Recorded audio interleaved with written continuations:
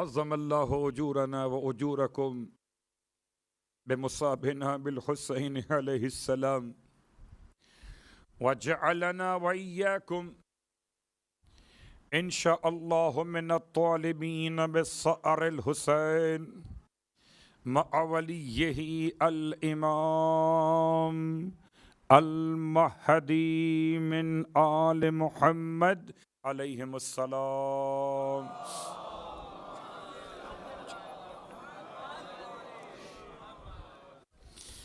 اما بعد، شکر خداوند تبارک و تعالی کہ آج محرم الحرام کی 13 تاریخ سن 1445 ہجری میں ذکر سرکار سید الشہداء کے لیے میرے اور آپ کے نام کا انتخاب کیا گیا. وہ خدا اس بات پہ قادر تھا اور ہے کہ مجھے یا آپ میں کسی ایک کو واپس بلا لیتا اور ہم آج اہل قبور میں شامل کیے جاتے. اس کا احسان نہیں تو کیا کہ آج اہل قبور کے بجائے ہم اہل عزا میں شامل کیے جا رہے ہیں. خدایا اسی فرش عزا کی عظمت کا واسطہ کہ میرے مالک تمام تر سرکار سید الشہداء کے عزاداروں کو امام زمانہ علیہ الصلاۃ والسلام کے لشکر سے ملا دے.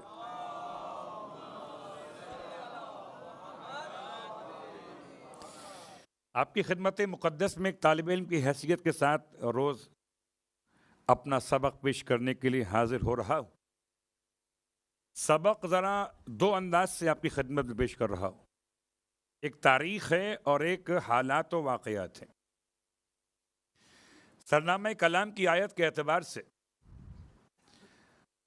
حضرت موسیٰ علیہ السلام کی ماں کے لیے پروردگار نے وحی کا لفظ استعمال کیا اور یہ بات برحال قرآن مجید فرقان حمید میں ایک سے زیادہ مرتبہ وارد ہوئی کہ غیر انبیاء اور غیر رسول کی طرف بھی خدا اپنی وحی کیا کرتا ہے. اور اگر لفظ وحی پہ غور کیجئے تو وحی لغتی اعتبار سے ایک کلام مخفی ہے، ایک کلام پوشیدہ ہے. اگر یہ کلام مخفی، کلام پوشیدہ، اس میں آواز اور الفاظ پائے جائیں یا آواز اور حروف پائے جائیں تو یہ لغت کے لحاظ سے وہی اصطلاحاً وہی کہلائے گی. لغت کے لحاظ سے کلام مخفی، اصطلاح کے لحاظ سے آواز بھی اور حروف بھی. اور اگر یہ کلام مخفی ایسا ہو جس میں نہ تو آواز ہو اور نہ ہی حروف ہوں تو یہ الہام کہلاتی ہے. اور اگر یہ کلام مخفی، کلام پوشیدہ، تفہیم کے بجائے اگر یہ فطرت میں ودیعت کر دی گئی ہو تو یہ کہلاتی ہے ان تمام ان اشیاء کے لیے وحی خدا کہ جو فطرت خلق خدا میں رکھ دی گئی. تو یا کلام ہے یا فطرت ہے یا الہام ہے. اور بھی اقسام ہیں مگر فی الحال 3 پہ اکتفا کرتے. موسیٰ علیہ السلام کی ماں کے لیے وحی کون سی ہے؟ الفاظ نہیں ہیں، آواز بھی نہیں ہے اور نہ فطرت میں ہے. آپ کے لیے وحی ہے الہام والی. اور اب میں سوچتا ہوں کہ اگر خدا حضرت موسیٰ کی ماں پہ وحی نازل کرے، یعنی الہام کرے، اور سورہ مبارکہ المائدہ آیت نمبر 111 وَإِذْ أَوْحَيْتُ إِلَى الْحَوَارِيِّينَ أَنْ آمِنُوا بِي وَبِرَسُولِي قَالُوا آمَنَّا. الفاظ کیا ہیں؟ یاد کرو اس وقت کو جب میں نے وحی کی حواریین کی طرف. حواریین کون ہیں؟ اصحاب موسیٰ، اصحاب عیسیٰ علیہ السلام. عیسیٰ علیہ السلام کے اصحاب کو حواری کہا جاتا ہے، اور خدا حواریوں پر وحی کر رہا ہے. اب یہ حواری نہ تو نبی ہیں، نہ رسول ہیں، نہ امام ہیں، نہ نبی کے باپ، نہ نبی کے بیٹے، نہ نبی کے عزیز قریب. حواری ہیں بس. اگر خدا حواریوں پہ وحی کر سکتا ہے تو کیا شہدائے کربلا کی ماؤں پہ وحی نہیں ہوتی ہوگی؟ ہے تو بڑا مشکل. صلوات پڑھیں محمد و آل محمد. اب آئیے، یہ کس کی مائیں ہیں؟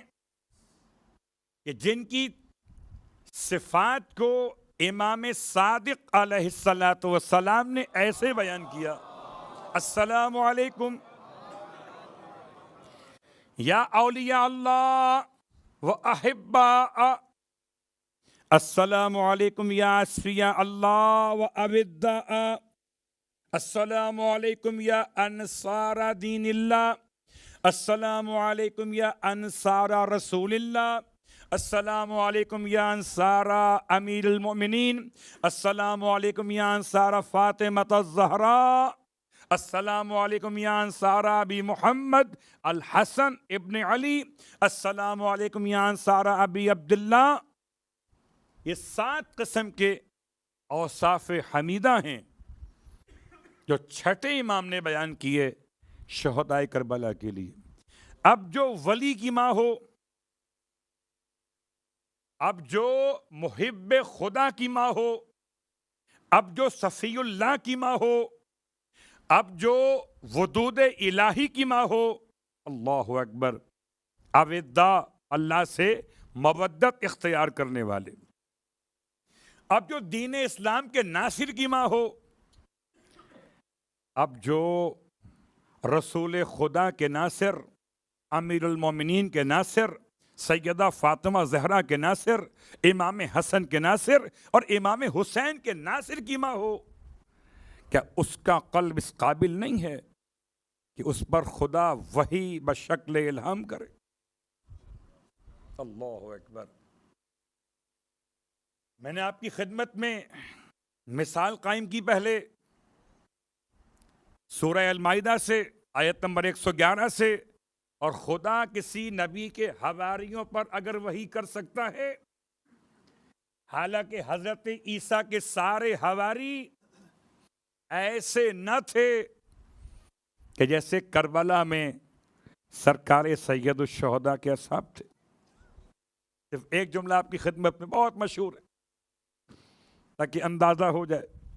عیسیٰ علیہ السلام کے حواریوں میں سے ایک حواری ایسا ہے کہ جو آپ کے ساتھ سفر کر رہا، اور سفر کرتے ہوئے اس نے کسی حیوان کے ڈھانچے کو دیکھا.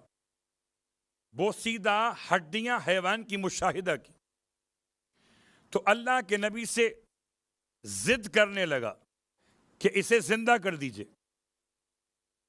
آپ نے ارشاد فرمایا کہ زندہ کرنے کا اعجاز یہاں موقع اور محل نہیں ہے. کس لیے ایسا کیا جائے؟ تو بجائے اس کے کہ قانع ہو جاتا، حواری ہے، کہتا ہے اللہ کے نبی سے، یا نبی اللہ آپ بخل سے کام لے رہے. اللہ کے نبی نے اذن الہی کے ساتھ اس کی ضد کو دیکھتے ہوئے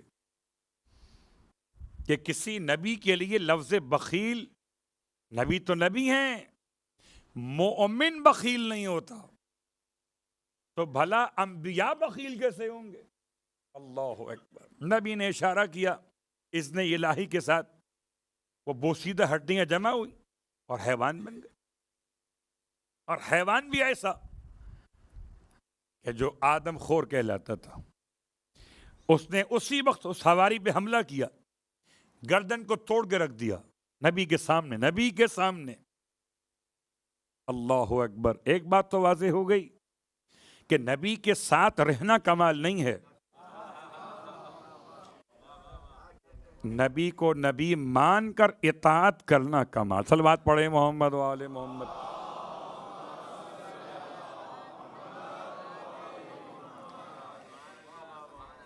گردن توڑ دی مگر نہ خون اور نہ گوشت، نہ کچھ کھایا نہ کچھ پیا. یہ سب واقعات سنانے کا مطلب ایک جملہ تھا بس. حواریوں میں ایسا حواری بھی ہے، اور سورہ مبارکہ مائدہ میں آیت نمبر 111 وَإِذْ أَوْحَيْتُ إِلَى الْحَوَارِيِّينَ أَنْ آمِنُوا بِي وَبِرَسُولِي. اور اگر لفظ حواری سے باہر آئیے، عجیب جملہ ہے. سرکار سید الشہداء امام حسین علیہ السلام فرماتے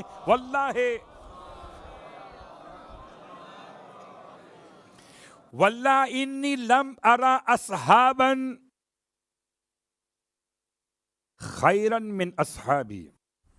قسم اللہ کی ذات کی کہ میں نہیں جانتا، میں نے نہیں دیکھا ایسے اصحاب کو جو میرے اصحاب سے بہتر ہوں، والا اوفا، اور نہ ایسے اصحاب کو جو میرے اصحاب سے زیادہ باوفا ہوں.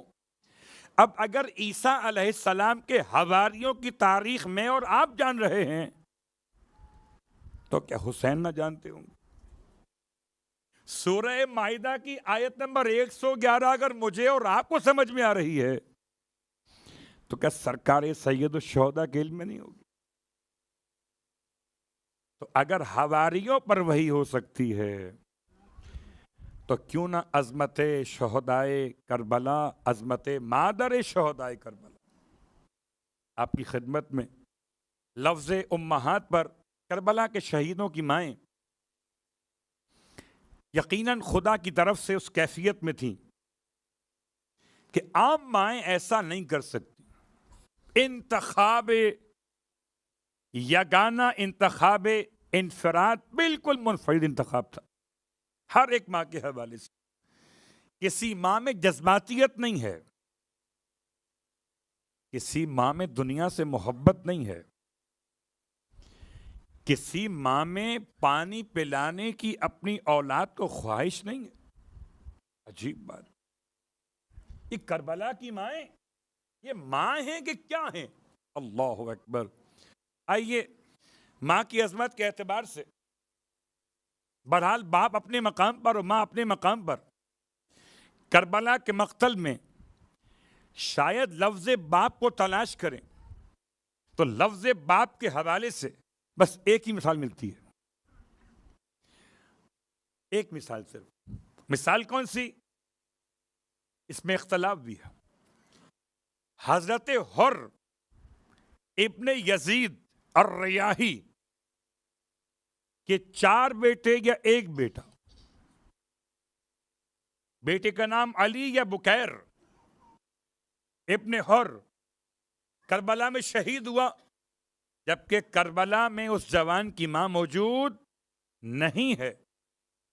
البتہ بعض روایات میں شام غریبہ کے حوالے سے زوجہ حر کا تذکرہ شاید آپ نے سماعت کیا ہے.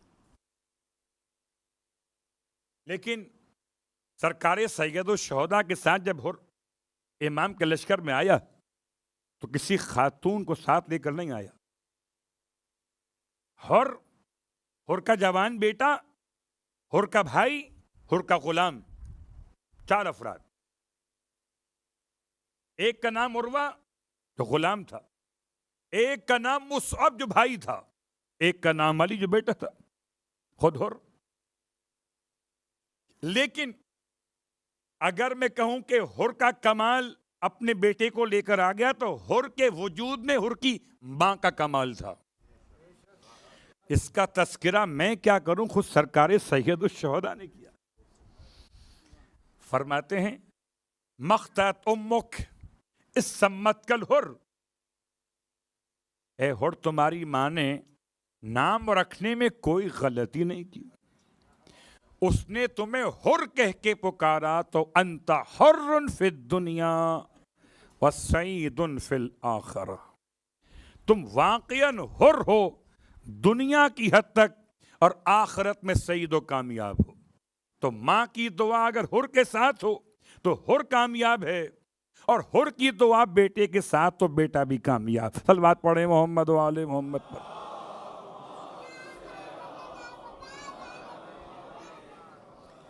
حر کی ماں کا نام تلاش کرنے کے بعد اختلاف ہے اس کے اندر، ناجیہ ملا ہے۔ ناجیہ کہتے ہیں اس خاتون کو جو نجات بانٹ رہی ہو۔ تو حر ابن یزید الریاحی کی ماں کربلا میں موجود نہیں ہے، لیکن ذکر مادر حر کربلا میں ہے۔ اللہ اکبر۔ میں پہچانتا رہا کہ حر کو کیسے یہ مقام ملا، کہ قسم بخدا اگر ماں شریف ہو تو ہر ایک انسان کو فاطمہ سمجھ میں آ جاتی، اور اگر ماں شریف نہ ہو پھر اس سے کوئی توقع نہ رکھی جائے کہ فاطمہ زہرا کو سمجھ لے گا۔ اللہ اکبر۔ ماں کی اہمیت۔ اور اب آئیے کربلا کے شہیدوں میں ایک اور ماں کا تذکرہ آپ کی خدمت میں۔ یہ ماں کون سی ہیں؟ یہ خاتون مقدس ہیں لیلہ۔ لیلہ کون؟ لیلہ بنت مسعود۔ کون مسعود؟ الدرامیہ، التمیمیہ، النحشلیہ، قبیلہ، خاندان اور خاص آپ کے نسب کی پہچان۔ لیلہ بنت مسعود یہ بصرہ کی رہنے والی ہیں، اور بصرہ میں مولا کائنات علی ابن ابی طالب علیہ الصلاۃ والسلام کی آمد۔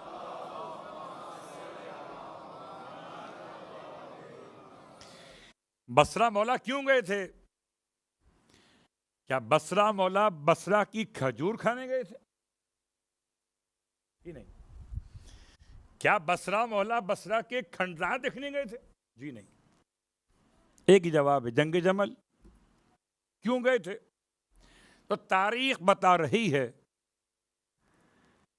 بصرہ میں مولا کی آمد، اور 72 دن تک آپ نے قیام کیا بصرہ کے اندر۔ اس 72 دن کے قیام میں جنگ کا مسئلہ تو آپ کے علم میں ہے، بیان نہیں کرتا۔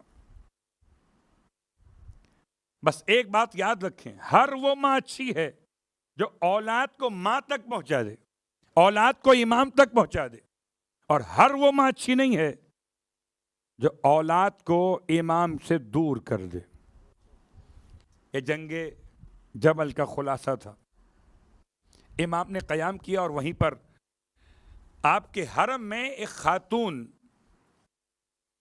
بعنوان شریک حیات لائی گئیں۔ آپ نے نکاح فرما لیا۔ کس سے؟ لیلہ سے۔ لیلہ کا ترجمہ کیا ہے؟ کون سا خاندان ہے یہ؟ بڑا شریف خاندان، بڑا معتبر خاندان۔ علماء نے ان خاتون کے لیے سیدہ کہہ کے یاد کیا انہیں۔ سیدہ یعنی کہ قابل عزت و احترام، نہ کہ نسب سعادت۔ امام علیہ السلام نے انہیں اپنی نکاح میں لے لیا۔ لیلہ نام کی شخصیات میں ایک شخصیت یہ، اور یہ امام کے نکاح میں پروردگار عالم نے ان کو صاحب اولاد کیا مولا کائنات کے وجود مقدس۔ ان کو اللہ نے ایک بیٹا عطا کیا جس کا نام ہے محمد الاصغر۔ محمد الاصغر، کیونکہ محمد نام کے آپ کے بیٹے اور بھی ہیں، اس لیے چھوٹے ہونے کی بنیاد پر آپ کو الاصغر کہا گیا۔ کربلا کے میدان میں مولا کائنات کے حرم سے 4 خواتین کا وجود، کہ آپ کی ازواج مطہرات میں سے 4 خواتین تھی کربلا کے اندر، ان میں سے ایک یہ اب ایک ام لیلہ الگ ہے، ایک لیلہ الگ ہے، ان کا خاندان الگ، ان کا سلسلہ سرکار سید الشہداء ان کے نکاح میں ہے، اور لیلہ مولا کائنات کے نکاح میں۔ اس ماں نے اپنا بچہ قربان کیا، محمد الاصغر مولا کائنات کی 18 یا 17 اولادوں میں وہ اولاد ہیں کہ جو اپنے بھائی پہ قربان ہوئے، سرکار سید الشہداء۔ لیکن شاید ہمارے یہاں تذکرہ بالکل نہیں ہوتا، اور تذکرہ آگے بڑھاتے ہوئے بس یہ بات یاد دلا دوں کہ اتباع الحسینیہ سے ان کی شخصیت کے بارے میں کتاب مرتب کی گئی۔ صلوات پڑھیں محمد و آل محمد۔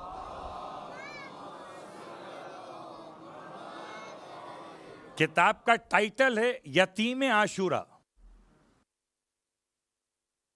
عاشورہ کا یتیم، کربلا کے میدان میں سب کو یاد کیا جا رہا۔ مولا کائنات کی اولادوں میں لیلہ کا لخت جگر محمد قربان ہو گئے، اور ماں نے اپنے ہاتھ سے تیار کر کے کربلا کے میدان میں بھیجا۔ اللہ اکبر! حوصلہ چاہیے قربان کرنے کے لیے۔ مائیں اولاد مانگتی ہیں، اولاد لٹاتی نہیں ہیں۔ اور اسی اعتبار سے آئیے جناب ام لیلہ کی تاریخ پر جانے سے پہلے آپ کی خدمت میں 2-4 فضائل تاریخ کربلا سے ملا دیے جائیں۔ کربلا کی تاریخ میں کچھ جملے کل بیان کیے تھے۔ 24,000 سال پہلے خدا نے زمین کربلا کو، کس سے 24,000 سال پہلے کا؟ خلقت آدم سے، خلقت آدم سے 24,000 سال پہلے خدا نے کربلا مولا کو خلق فرمایا تھا، بر روایت امام محمد باقر علیہ الصلوۃ والسلام۔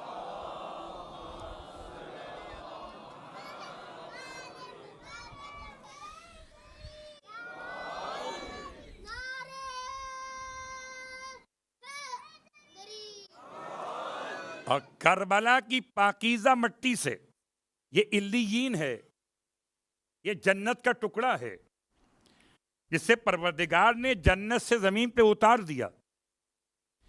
اور اگر میں یوں کہوں کہ ایسا ٹکڑے جنت ہے جیسے ریاض الجنہ رسول خدا کے حرم میں، جیسے حجر اسود خدا کے حرم میں، جیسے مقام ابراہیم خدا کے حرم میں، تو جو خدا پتھر اتار سکتا ہے وہ خدا پورا زمین کا ٹکڑا بھی اتار سکتا ہے۔ خلقت آدم سے 24,000 سال پہلے خدا نے خلق فرمایا زمین کربلا کو، اور زمین کربلا کی خلقت کے ساتھ ساتھ سرکار سید الشہداء کے وجود مقدس کو خدا نے زمین کربلا کی مٹی سے آپ کے لباس بشری کو تیار کیا۔ اور صرف یہ نہیں بلکہ جنت عدن، جنت نعیم، جنت خلد، جنت فردوس اور جنت ماوا، ان 5 جنتوں سے خدا نے مٹی کو منگا کر سرکار سید الشہداء اور تمام اہل بیت اطہار کے وجود مقدس کو بنایا۔ 5 زمینیں وہاں کی، 5 یہاں کی۔ یہاں کہاں کہ مکۃ المکرمہ خدا کا حرم، مدینہ منورہ رسول خدا کا حرم، کوفہ مولا کائنات علی ابن ابی طالب کا حرم، بیت المقدس یہ مقدس خدا کا ایک اور حرم، اور سرزمین حائر کربلا۔ یہ 5 مقامات سے خدا نے مٹی کو منگوا کر اہل بیت اطہار کے وجود ظاہر کو خلق فرمایا۔ صلوات پڑھ لیں محمد و آل۔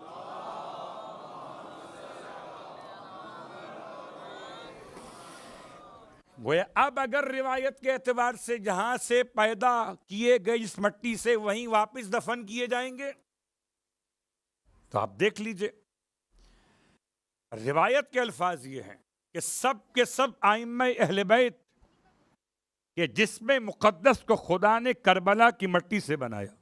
دلیل چاہیے؟ ارشاد فرماتے ہیں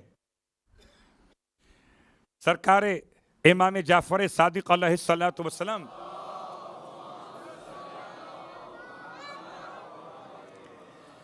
کہ انسان کے لیے مٹی کھانا حرام کیوں قرار دی گئی؟ کہ خدا نے انسان کو بنایا مٹی سے، اور مٹی اس کا لحم، اس کا گوشت، اس لیے اپنا گوشت کھانا حرام، تو مٹی کھانا حرام. پھر پوچھا کہ مولا کربلا کی مٹی؟ کہاں وہ ہمارا گوشت ہے، اور ہمارے گوشت کو اگر استعمال کیا جائے شفا کے لیے، امن کے لیے، اور بطور برکت و تبرک، تو ایک چنے کے دانے کے برابر استعمال کی اجازت ہے. اس سے زیادہ کہا پھر ہمارا گوشت کھانے کے معنی میں آئے گا. اور اگر شفا کی نیت نہ ہو، برکت کی نیت نہ ہو، ویسے ہی حرام ہے. اللہ اکبر. پھر روایت ارشاد فرماتے ہیں مولا کربلا کی مٹی کو خریدنا اور بیچنا حرام، کہ جو خریدتا اور بیچتا ہے وہ ہمارے گوشت کو خریدتا اور بیچتا ہے. تو کہیں تو ہے ذکر خاک کربلا، ذکر تقدس اہل بیت اطہار. پھر مولا کائنات علی ابن ابی طالب علیہ السلام کی روایت ارشاد فرماتے ہیں مولا کہ سرزمین کربلا پر 200 انبیاء دفن ہیں. سرزمین کربلا پر 220 انبیاء کے اوصیاء دفن ہیں. سرزمین کربلا پر اولاد انبیاء 220 دفن ہیں. یعنی سمجھیے 640 قبریں ہونی چاہیے، لیکن آپ کو آثار نہیں ملیں گے. ایک کتاب ہو تو بیان کرو، 4 کتابوں کے حوالے ہیں اس روایت کے بارے میں کہ سرزمین کربلا پر کتنے انبیاء. اللہ اکبر. اور خاص طور سے زمین کربلا کا ایک حصہ کہلاتا ہے غازریہ. کیونکہ میں نام بھی بیان کر رہا تھا آپ کی خدمت میں، کربلا کے کتنے معنی ہیں اور کتنی لغات کے لحاظ سے وہ کل آ چکا. آج کربلا کے ایک ٹکڑے کا نام غازریہ ہے. غازریہ کسے کہتے؟ غازریہ ایک عورت کا نام ہے. قبیلے بنی اسد کے خاندان میں ایک ایسی عورت گزری جس کا نام ہے غازریہ. اتفاق سے آج ذکر بھی غازریہ کا آپ کی خدمت میں آ رہا ہے، اور آج ہی 13 محرم بھی ہے. کیا مطلب؟ کہ قبیلے بنی اسد کی عورتیں 13 محرم کو اذان ظہر، نماز ظہرین کے بعد روزہ سرکار سید الشہداء سے ایک بڑا جلوس خواتین کا ہے آج، روزہ ابو الفضل عباس کی طرف آتی ہے. اللہ اکبر. چادر زینب پہنے ہوئے، سر پہ رکھے ہوئے ٹوکری، اور ٹوکری میں چادر، کچھ مٹی، کچھ تبرکات. چادر خدمت جناب زینب کبریٰ کے لیے، مٹی اور ٹوکری اس لیے کہ اسی قبیلے کی عورتوں سے امام نے اپنی تدفین کا وعدہ لیا تھا. خدا آپ سب کو نصیب کریں انشاءاللہ 13 محرم کربلا میں گزارے. تو 13 محرم کو بالکل منفرد ہے، بالکل ایسا ماں پڑ جاتی. کربلا واحد سرزمین ہے جو سب کو اپنے اندر سمیٹ لیتی ہے. ایسا لگتا ہے جیسے آغوش مادر ہو. لوگ کہتے ہیں قبلہ دل میں جگہ ہونی چاہیے، لفٹ میں جگہ مل جائے گی، صلوات پڑھے محمد و آل محمد کہتے ہیں۔ اس جملے کا اندازہ آپ کو ہو جائے گا اگر آپ حج کرنے جائیں گے، وہ بھی رکیں گے ٹاور کے اندر۔ اب لفٹ چھوٹی ہے، جملہ سننے کو ملے گا آپ کو، دل میں جگہ ہونی چاہیے۔ اللہ اکبر، دل کی بات کیا ہے کہ زمین کربلا روئے زمین پر واحد ایک ٹکڑا ہے جس میں تمام کے تمام بھی اگر ایک ساتھ پہنچ جائیں، نہ روٹی کم پڑتی ہے، نہ پانی، نہ کوئی پیاسا رہتا ہے، نہ کوئی بھوکا۔ کون ہے؟ کون کرنے والا؟ تو غازریہ کے معنی واضح ہو گئے۔ یہ ٹکڑا فرات سے ملا ہوا۔ اب آئیے اس کے معنی کے ساتھ ساتھ ایک جملہ آپ کی خدمت میں اور، کربلا کی تاریخ کے اعتبار سے، اسی غازریہ کے مقام کے اعتبار سے سورہ مبارکہ طٰہٰ کی آیت نمبر 12 بر روایت امام موسی کاظم علیہ السلام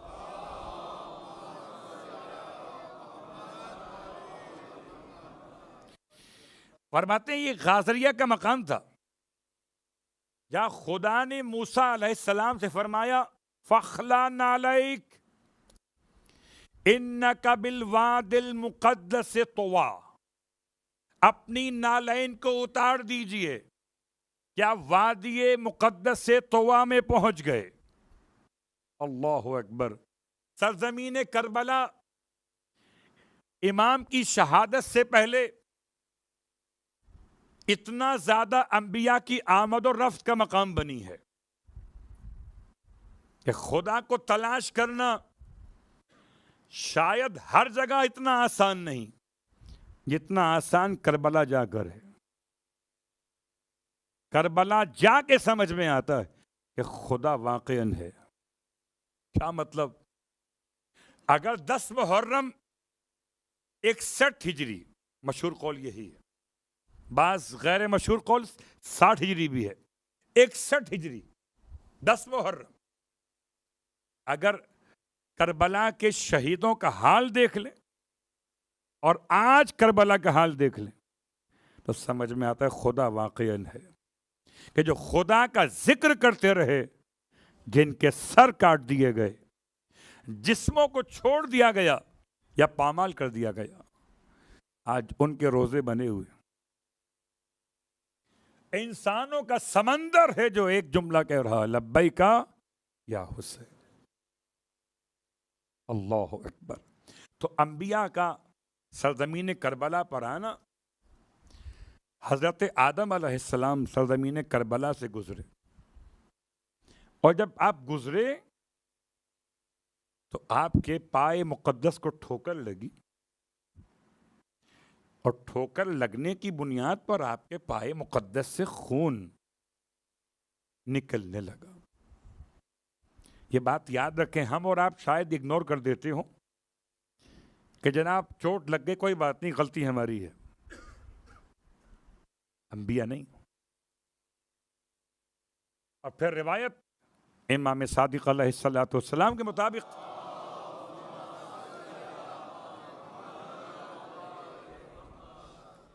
ارشاد فرماتے ہیں جب کسی مومن کا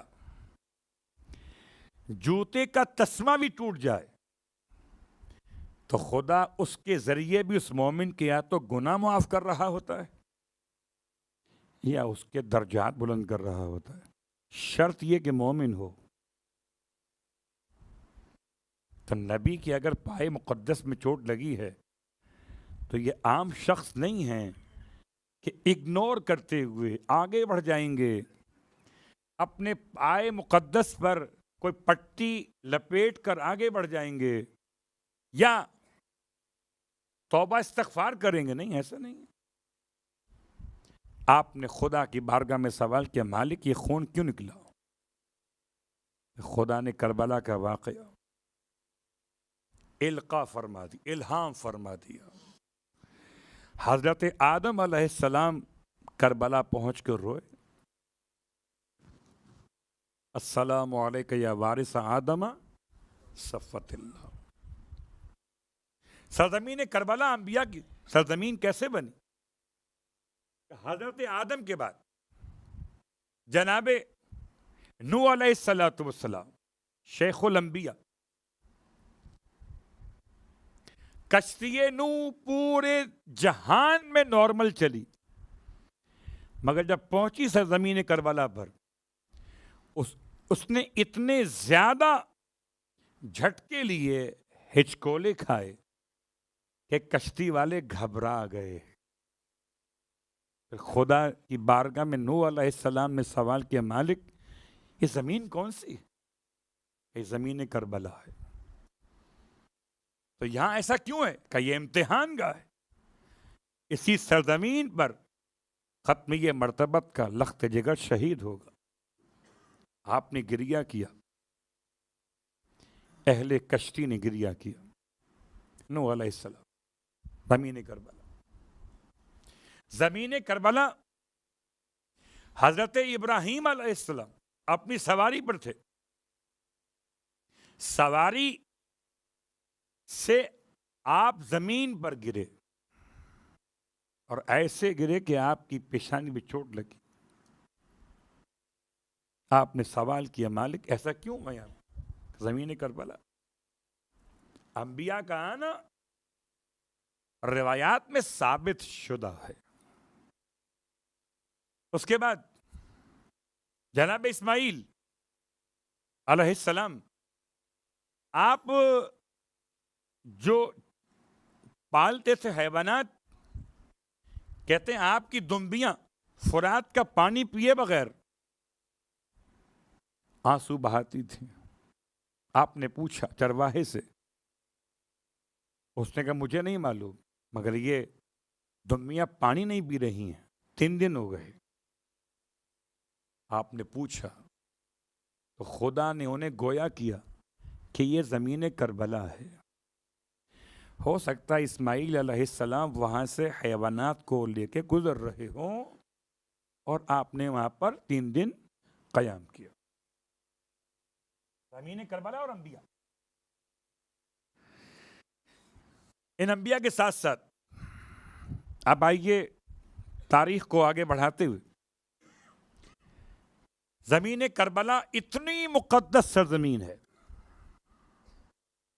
کہ ایک جملہ آج، باقی باتیں انشاءاللہ کل عنوان میں آگے بڑھیں، کہ زمین کربلا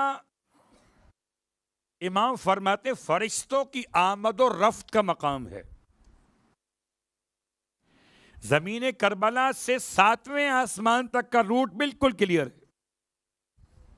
اگر میں یوں کہوں کہ ساری دنیا سے دعائیں جمع ہوتی ہیں اور مین سرور دعاؤں کا سرور کا روزہ ہے،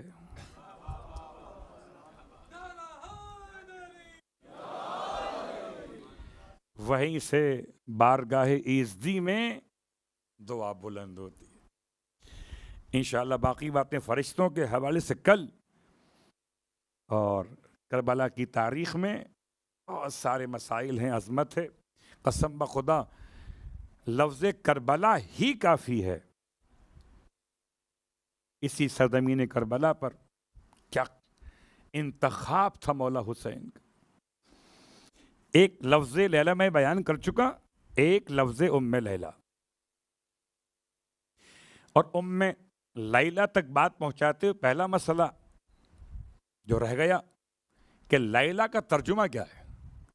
لیلا لفظ نکلا ہے عربی زبان کے اعتبار سے لیل سے، اور لیل کہتے ہیں اندھیرے کو، رات کو۔ تو کسی بچی کے اگر بال بہت سیاہ ہوتے تھے، بہت کالے ہوتے تھے، اس بچی کو اس کے کالے بالوں کی مناسبت سے لیلا کہا جاتا۔ یہ عربی ادب کے لحاظ سے جملہ تھا۔ تو ام لیلا لفظ آیا لیلا کی ماں، تو کوئی بچی آپ کی لیلا بھی؟ جواب جی نہیں، آپ ہی کا اسم گرامی ام لیلا۔ ام لیلہ کہاں دفن، آپ کی زندگی کیسے گزری، حالات و واقعات کیا، آپ کی شخصیت، آپ کا خاندان طائف کا رہنے والا ہے. طائف قبیلہ ہے بنی ثقیف، امیر مختار کے چچا کے خاندان میں ہیں. ان کے والد ام لیلہ کس کی بیٹی؟ بنت ابو مرہ ابن مسعود الثقفی ہیں. ابن مسعود عروہ بن مسعود الثقفی ان کا بیٹا ابو مرہ، اور یہ عظیم شخصیت تھے. سرکار ختمی مرتبہ صلی اللہ علیہ وآلہ وسلم نے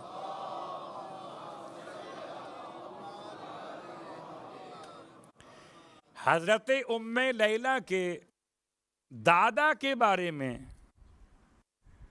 یعنی عروہ بن مسعود ثقفی کے بارے میں ارشاد فرمایا کہ یہ اس امت میں ایسے جیسے صاحب یاسین. کیوں؟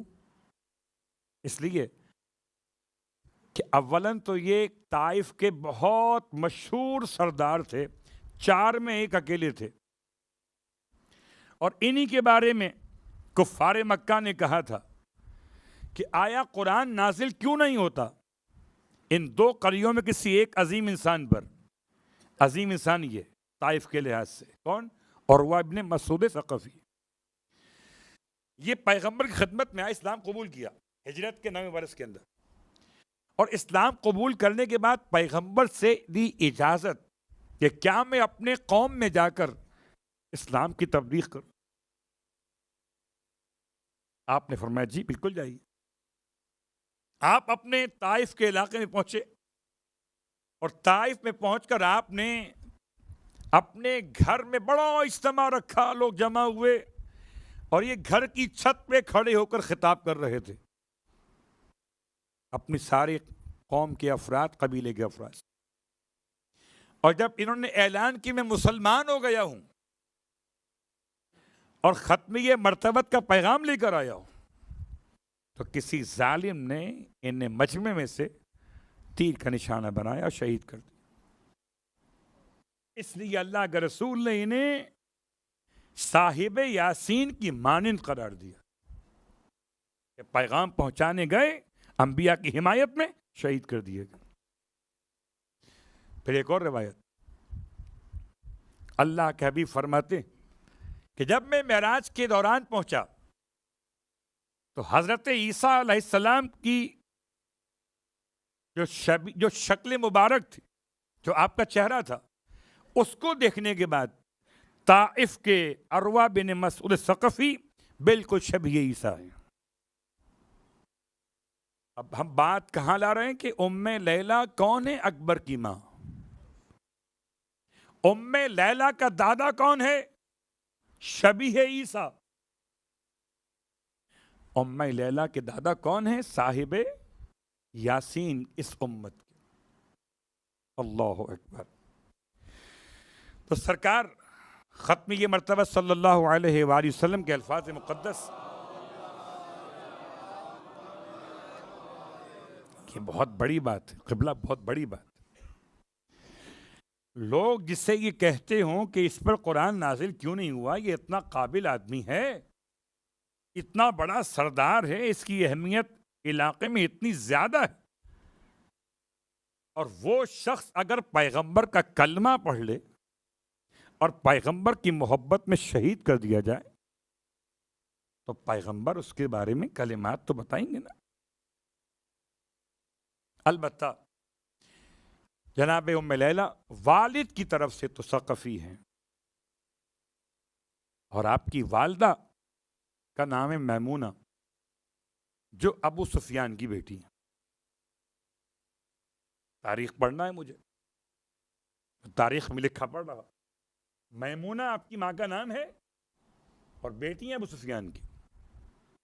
ابو سفیان کی بیٹی ہونے کے اعتبار سے ہو سکتا ہے آپ کے ذہن میں سوال بھی آیا ہو، تو آئیے اس سوال کو دور کر دیتا ہوں. آپ سب کے سب صاحبان علم و ادب بیٹھے ہوئے، ابو سفیان کی ایک بیٹی اور ہے، اس کا نام ہے رملہ، مگر نام سے ہم اور آپ نہیں جانتے۔ رملہ کو خدا نے بیٹی دی عبید اللہ ابن جہش کے نکاح کے بعد، نام رکھا بیٹی کا حبیبہ، اور حبیبہ کی بنیاد پر یہ کہلائی ام حبیبہ، اور ام حبیبہ سے سرکار ختمی مرتبہ صلی اللہ علیہ وآلہ وسلم نکاح کر لیا تھا۔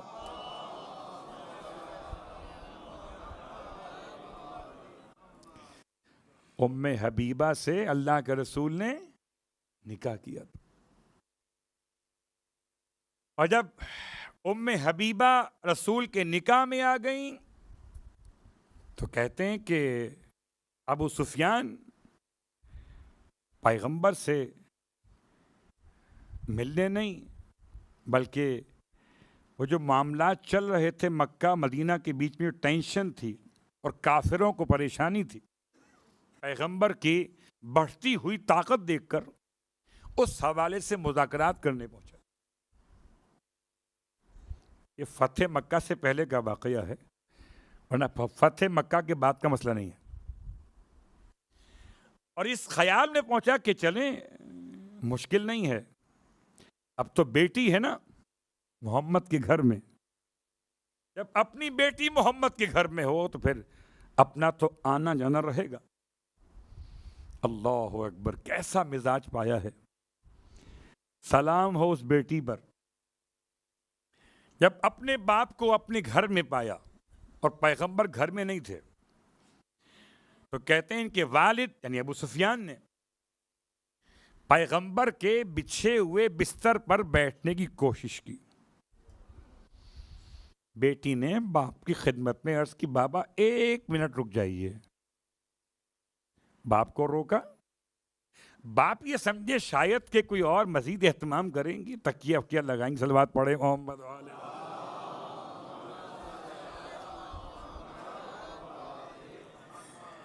یہ میں واقعہ نہ پڑھتا اگر مجھے میمونہ کو سمجھانا نہ ہوتا۔ ام حبیبہ اپنے باپ کو روک رہے، اچھا رک گئے وہ کہ شاید بیٹی کوئی اور اہتمام کرے گی۔ بیٹی نے عجیب کام کیا، بستر سمیٹ دیا، پیغمبر کا بستر سمیٹ دیا، سمیٹ کے خالی پلنگ چارپائی کہیں بیٹھ گئے کہ آپ بیٹھ جائیے۔ غصے میں تو عالم کیا ہوا ہوگا، یہ توہین ہے باپ کی۔ کہنے لگے کیا کیا تم نے؟ کہ بابا وہ بیٹیاں اچھی نہیں ہوتی جو نبی کے بستر پہ اپنے باپ کو بٹھا دیں۔ اللہ اکبر۔ تو کسی گھر سے آنے والی کسی خاتون کے بارے میں ہم فیصلہ نہیں کر سکتے کہ اس کا مزاج، اس کا دین اور ایمان کیسا ہے۔ تو میمونہ خاندان کون سا؟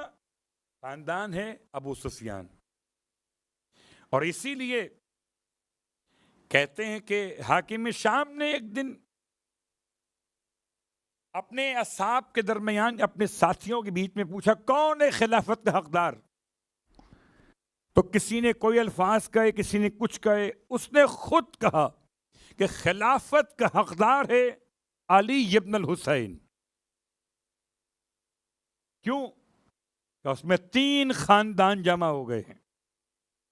شجاعت میں ہاشمی ہے، اس کے الفاظ پڑھ رہا ہوں، شجاعت میں ہاشمی ہے، اور اس کے ساتھ ساتھ بردباری میں ثقفی ہے۔ وہ کہتا ہے سخاوت میں اموی ہے، اس کے الفاظ۔ یہاں علی ابن الحسین سے مراد کون؟ شہزادہ علی اکبر۔ اللہ اکبر۔ یہ حضرت ام لیلہ کا ایک تعارف تھا کہ آپ کے والد کون تھے، آپ کی والدہ کون ہیں، اور آپ کی اپنی شخصیت۔ سرکار سید الشہداء کے حرم میں جتنی بھی ازواج امام کے نکاح میں آئی ہیں، تاریخ میں کسی زوجہ کے بارے میں کوئی کمزوری ایمان اور دین نہ ملا۔ اللہ اکبر۔ امام حسن مجتبیٰ کے یہاں تو جودہ بنت اشس ملی ہے، مولا حسین کیا نہیں ملا کوئی؟ اب یہ ایک بحث ہے پوری کہ کربلا میں ام لیلہ تھی کہ نہیں تھی. بعض نے اقرار کیا ہے کہ تھیں، بعض نے انکار کیا ہے. ربط مصائب پہ آنے سے پہلے حضرت ام لیلہ کے بارے میں بہرحال علماء اس بات پر قائل ہیں کہ کربلا میں کہیں نہ کہیں ذکر موجود ہے ام لیلہ. ام لیلہ ان 4 خواتین میں شامل ہیں جن 4 خواتین نے کربلا کے واقعے کے بعد ساری زندگی سائے میں بیٹھنا قبول نہ کیا. وہ 4 بیویاں کون سی ہیں؟ ساری زندگی سائے میں نہ بیٹھی. ایک کون محمد کی ماں، ایک عباس کی ماں، ایک اصغر کی ماں اور چوتھی اکبر کی ماں. یہ 4 خواتین جو ساری زندگی کربلا کے واقعے کے بعد سائے میں نہیں بیٹھی. لیکن ماتم دارو، جس ماں کا تذکرہ میں نے کیا، یہ بڑی بہترین شخصیت ہیں، بلند مقام رکھتی ہیں، اس لیے کہ خدا نے سرکار سید الشہداء کی ازواج میں سے کسی اور کو اکبر نہ دیا. خدا تو اس بات پہ قادر تو یقیناً تھا نا، کسی اور کا انتخاب کر لیتا. خدا نے اکبر کی ماں بنانے کے لیے ام لیلہ کا ایک نام شہر بانو، بعض نے لکھا، بعض نے لکھا آپ کا نام تھا آمنہ. تو آمنہ، ام لیلہ، شہر بانو، 3 نام. شخصیت آپ کے سامنے آ چکی، لیکن کمال کی شخصیت. اللہ اکبر، کہ خدا نے اتنا حسین بیٹا عطا کیا کہ تاریخ انسانیت میں ختمی مرتبت کی پوری شبی کوئی بھی نہیں ہے. خدا نے شباہت مصطفیٰ کو بانٹا ہے، تقسیم کیا ہے، ایک ساتھ جمع نہیں کیا ہے. اور یہ جملہ میں اپنے پاس سے کہتا تو شاید مبالغہ آرائی ہوتی. یہ جملہ سرکار سید الشہداء کا فرمایا آپ نے جب اکبر باپ سے رخصت ہو رہے تھے. اور آج بھی کربلائی محلہ میں سرکار سید الشہداء کے حرم میں، خاص آپ کی زری کے اندر، مولا علی اکبر کی زری مقدس بالکل ملی ہوئی ہے. یعنی سارے شہدائے کربلا حسین سے فاصلے پر ہیں. حبیب ہوں یا غازی عباس ہوں، اونا محمد ہوں، یا اور بالکل متصل ہے، قدموں سے ملا ہوا، وہ کون ہے؟ علی اکبر. ایسا شہزادہ ہے کہ امام خود فرماتے ہیں اللہم اشہد علی ہؤلاء القوم، اے خدا تو گواہ رہنا اس قوم پر. فقط برز علیہم غلام، اب اس کی طرف جا رہا ہے غلام، میرا بیٹا، اشبہ الناس، شبی نہیں، اشبہ. اللہ اکبر. سرکار سید الشہداء نے الفاظ کا انتخاب کیا ہے، فرماتے ہیں اشبہ الناس برسولک خلقا و خلقا و منطقا. جو صورت میں، سیرت میں، کردار میں، گفتار میں، رفتار میں تیرے رسول کی شبیہ تھا.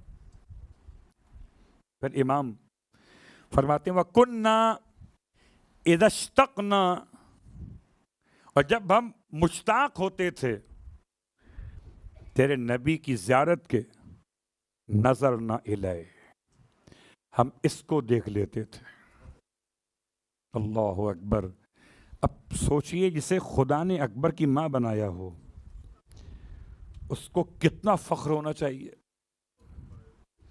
جس سے خدا نے اکبر کی ماں بنایا ہو، اس کے مزاج میں کتنی بڑائی ہونی چاہیے. سلام ہو آل محمد کی ان بہوؤں پر۔ شعبان کی 11 تاریخ ہے اور 11 تاریخ میں ہجرت کا 43واں برس 43 سن آف ہجرہ، اور مدینہ منورہ میں سرکار سید الشہداء کے گھر اکبر کی آمد ہے۔ شہزادے علی اکبر کے نام سے آپ کی خدمت میں اشارہ مکمل کر دوں، اگر کوئی جوان بیمار ہو یا کوئی بیمار ہو اور کسی بیمار کی شفا یابی کے لیے جناب علی اکبر سے توسل کیا جائے تو 72,000 مرتبہ درود کی تلاوت ہوتی ہے، مگر 72,000 مرتبہ درود کی تلاوت کے لیے ایک مکان، ایک جگہ اور ایک ہی وقت میں، اور جو درود پڑھنے والے ہوں وہ بالکل عدد کامل، نہ کم نہ زیادہ، بھول جائیں تو نئے سرے سے پڑھنا شروع کریں۔ اور ایک شرط یہ بھی ہے کہ درود پڑھنے والے نماز گزار ہوں، جو اکبر کی خدمت میں درود پیش کریں وہ بے نمازی نہ ہو۔ 72,000 مرتبہ درود بیمار کی شفا یابی کی۔ یا آیت اللہ العظمی سید علوی گرگانی فرماتے ہیں کہ اگر کوئی ایسی وبا پھیل جائے کہ اولاد پریشان ماں باپ کے لیے، ماں باپ پریشان اولاد کے لیے، تو علی اکبر سے توسل کیا جائے۔ کیا کریں کہ سورہ صف پڑھو علی اکبر کے لیے، ہدیہ پیش کرو، سورہ واقعہ پڑھیں، اولاد اپنے والدین کی حفاظت کے لیے، اور والدین پڑھیں سورہ رحمان اپنی اولاد کے تحفظ کے لیے۔ اللہ اکبر۔ آپ کو شاید یاد ہو میں پورا عشرہ حضرت علی اکبر کے عنوان پہ اسی بارگاہ میں پڑھ چکا ہوں، چونکہ آج جناب ام لیلہ کا تذکرہ ہے۔ میں یقین سے کہہ سکتا ہوں اگر آپ میں سے کوئی آج اکبر کی ماں کو ہدیہ کرے گا، آج کی مجلس کا ثواب، کسی درود کی تسبیح کا ثواب، کسی قرآن کے سورے کا ثواب، کوئی زیارت عاشورہ کا ثواب، تو قسم بخدا اکبر کی ماں اگر اپنے بیٹے سے کہہ دیں گی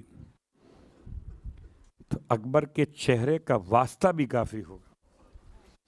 رونے والوں، ہائے حسین، خدا کسی بوڑھے باپ کو جوان بیٹے کا امتحان نہ دکھا۔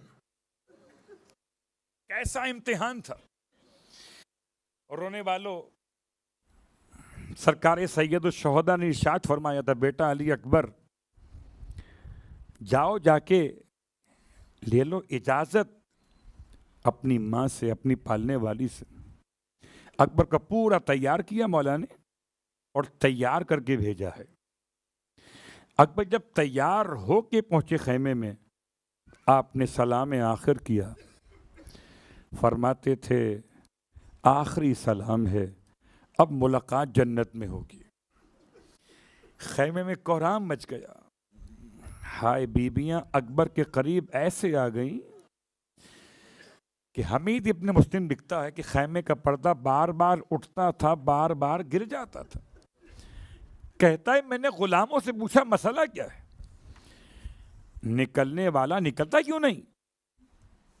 جواب دیا گیا غلاموں کی طرف سے، یہ علی اکبر ہیں، نکلنا چاہتے ہیں بیویاں روک لیتی ہیں۔ اکبر ایک مرتبہ چہرہ دکھا دیجئے، اکبر ایک مرتبہ رسول خدا کی زیارت تو کرنے دیجئے۔ اللہ اکبر۔ رونے والوں، امام سید سجاد ارشاد فرماتے ہیں میں حالت غشی میں تھا کہ میں نے محسوس کیا میرے پاؤں کے تلووں سے کوئی نرم چیز مس ہو رہی ہے۔ جب یہ 2-4 دفعہ ہوا تو میری آنکھ کھل گئی، دیکھا میرا بھائی علی اکبر اپنے چہرے کو میرے قدموں سے مس کر کے کہتے تھے بھیا الوداع، بھائی جا رہا ہے۔ رونے والوں، امام سجاد سے مل کر رخصت ہوئے، میدان کربلا میں آئے۔ پورے مصائب نہیں پڑھوں گا، خاص جملہ یاد رکھیے گا۔ جناب علی اکبر کے گھوڑے کا نام لکھا ہے الملحق یا اللاحق. امام علیہ السلام نے خاص انتخاب کیا تھا اس گھوڑے کا، لیکن ہائے علی اکبر 120 افراد کو واصل جہنم کیا. پھر واپس پلٹ کر آئے تھے، آ کر بابا سے بالکل بچوں کی طرح کہتے تھے بابا پانی چاہیے، مجھے کربلا میں کسی اور شہید نے امام سے ایسے پانی مانگا اور نہیں ملتا، اور امام نے کسی اور شہید کو اپنی زبان منہ میں دی ہو نہیں ملتا. اکبر قریب آئے، امام نے اور قریب بلایا. اکبر ایسے باپ سے کہتے تھے جیسے کوئی نازوں کا پلا کہتا ہو، بابا پیاس مجھے مارے ڈال رہی ہے، ہتھیاروں کا وزن مجھے جھکائے دے رہا ہے. امام نے قریب بلایا اور بلانے کے بعد فرمایا بیٹا اکبر پانی تو نہیں، البتہ ہماری زبان اپنے دہن میں لے لو. رونے والوں، امام نے نہ اصغر کو اپنی زبان دی ہے، نہ سکینہ کو دی ہے، نہ قاسم کو دی ہے، نہ مولا عباس کو دی ہے. اگر کربلا میں حسین نے اپنی زبان کسی کے دہن میں دی ہے تو علی اکبر. علی اکبر نے تڑپ کے بابا کی زبان اپنے دہن سے نکال کے فرمایا تھا بابا آپ کی زبان مجھ سے بھی زیادہ خشک ہے. فرمایا بیٹا پھر جاؤ، تمہیں نانا سے عراب کریں گے، جاؤ بیٹا، خدا حافظ و ناصر. اکبر دوبارہ میدان کربلا میں.